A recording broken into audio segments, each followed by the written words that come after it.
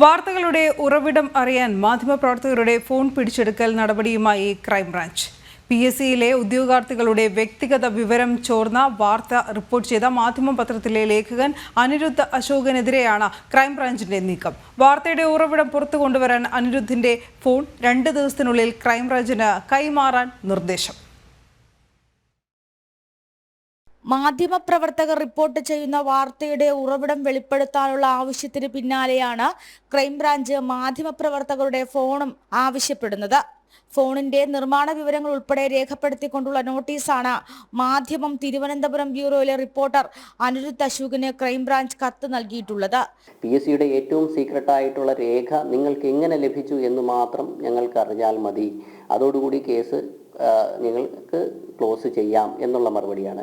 പക്ഷേ ഞാൻ പറഞ്ഞത് എന്നെ പ്രതിയാക്കിയാലും ശരി തന്നെ ഈ പറയുന്ന സോഴ്സ് വെളിപ്പെടുത്താൻ കഴിയില്ല.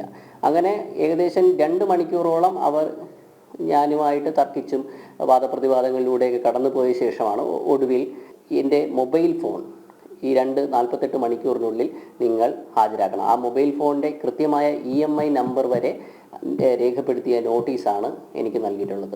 65 ലക്ഷത്തോളം വരുന്ന PSC ഉദ്യോഗാർത്ഥികളുടെ വിവരങ്ങൾ ഡാർക്ക് വെബിലൂടെ ചോർന്ന വാർത്തയാണ് അനിരുദ്ധ അശോകൻ പുറത്തുവിട്ടത്. എന്നാൽ ഈ വിഷയങ്ങൾ അന്വേഷിക്കാതെ വാർത്തയുടെ ഉറവിടം മാത്രമാണ് ക്രൈംബ്രാഞ്ചിന്റെ ലക്ഷ്യം.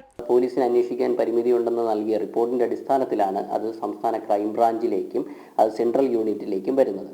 അപ്പോൾ ഇപ്പോൾ ക്രൈംബ്രാഞ്ച് അന്വേഷിക്കുന്നത് വാർത്ത അല്ലെങ്കിൽ സൈബർ ഹാക്കർമാർ PSCയുടെ സെർവറിൽ നിന്ന് വിവരം ചോർത്തിയത് എങ്ങനെയെന്നോ ഹാക്കർമാർ ആരാണെന്നോ എന്നല്ല, മറിച്ച് ഈ വാർത്ത അതായത് ആ രേഖ എങ്ങനെ കിട്ടി, മാധ്യമത്തിന് എങ്ങനെ കിട്ടി, ലേഖകന് എങ്ങനെ കിട്ടി എന്നത് സംബന്ധിച്ചിട്ടാണ്. കഴിഞ്ഞ ദിവസം അനിരുദ്ധിനെ 2 മണിക്കൂറോളം ക്രൈംബ്രാഞ്ച് ഇതേ വിഷയത്തിൽ ചോദ്യം ചെയ്തിരുന്നു. തുടർന്ന് വാർത്തയുടെ ഉറവിടം കണ്ടെത്താനായി 48 മണിക്കൂറിനുള്ളിൽ ഫോൺ ക്രൈംബ്രാഞ്ചിന് കൈമാറിയില്ലെങ്കിൽ നിയമ നടപടിയുമായി മുന്നോട്ട് പോകുമെന്നാണ് നിർദ്ദേശം. ജനം, തിരുവനന്തപുരം.